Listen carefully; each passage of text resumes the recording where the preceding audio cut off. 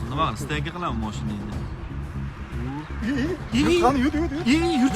To'xtang. Aka, Qayerga ketyapsiz? O'chiring telefoningizni. nimaga o'chiraman? Telefoningizni o'chiring. Qo'lingizda oling. O'chiring telefoningizni. O'chiring, tushuntirib beraman. O'chiring. Mana ko'rdilaring, hozir biz bu yerda qiziq holatga guvoh bo'ldik. Kamera olish ichki ishlar xodimi qo'ymadi va bizni hozir UVDga, ya'ni ichki ishlar bo'limiga taklif qilishdi. Biz hozir shaqqa ketyapmiz. Eslatib o'tamiz, O'zbekistonda onlayn tarzda haydovchilik guvohnomasi olib berish xizmati mavjud emas. Agarda siz o'shanaqa holatga guvoh bo'layotgan bo'lsangiz, bilingki, u katta ehtimol bilan firibgar. Mana biz Samarqand viloyat kiber xavfsizlik boshqarmasidamiz va bizni bu yerga taklif qilgan xodim Azamat aka.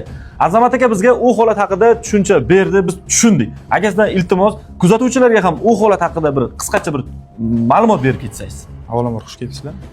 Bilamizki, bugungi kunda ijtimoiy tarmoq orqali turli xildagi firibgarlik jinoyatlari sodir bo'lyapti.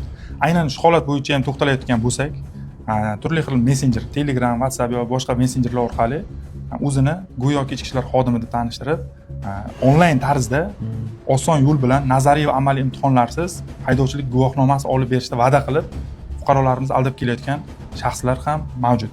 Aynan shu holat bo'yicha, aynan shu kiber jinoyat bo'yicha gumonlanayotgan shaxsni qo'lga olish jarayonida sizlar o'sha vaqt kelib qoldingiz, holat bo'yicha sizlarga tushuntirib o'tdim. Aka, tushunishimiz bo'yicha yuqoridagi vaziyatda ijtimoiy tarmoqlarda pravo olib beraman deb postlar joylab, odamlarni ishonchiga kirgan.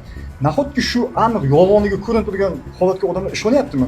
Samarqand viloyatida qanchalik darajada xuddi shunaqa holatlar bo'lyapti?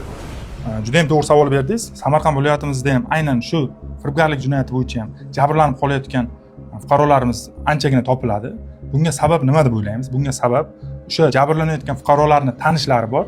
Shu tanishlari ularga yolg'on ma'lumot, ya'ni noto'g'ri ma'lumot beryapti. Bu qanday ma'lumot? O'sha pravayni, o'sha haydovchilik guvohnomangni pul mablag'iga sotib olsang bo'ladi, hech qanaqa imtihonsiz, hech qanaqa amaliy imtihonlarsiz. Natijada shu jabrlanayotgan fuqarolar ijtimoiy tarmoqlar orqali izlanyapti. Qani pul bilan topish mumkin. Natijada o'sha firibgarni soxta akkauntlariga duch kelib, o'sha firibgarni qurboniga aylanib qolyapti.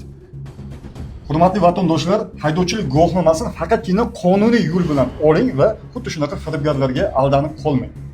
Xo'p, Azamat aka, o'sha firibgarlar qanday gruppa, qanday kanal, qanaqa veb-saytlar yuritadigan manbasini bizga ham bersangiz, biz ham tomoshabinlarga yetkazsak.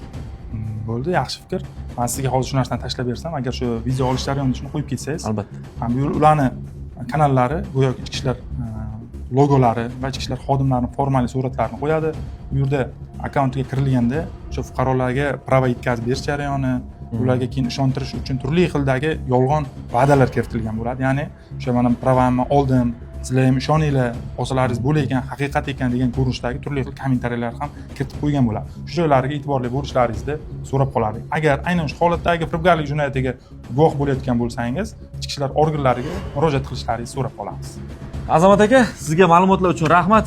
Azizlar, agar sizga kiber jinoyat haqida qanaqadir savollar yoki fikrlar bo'lsa, kommentariyaga yozib keting. Biz bu kiber jinoyat bo'yicha kengroq to'xtalamiz. Bu videoni barcha tanishlaringizga yuborib, ogohlantirib qo'ying. Firibgarlarga aldanib qolmang. Sog' bo'ling, salomat bo'ling.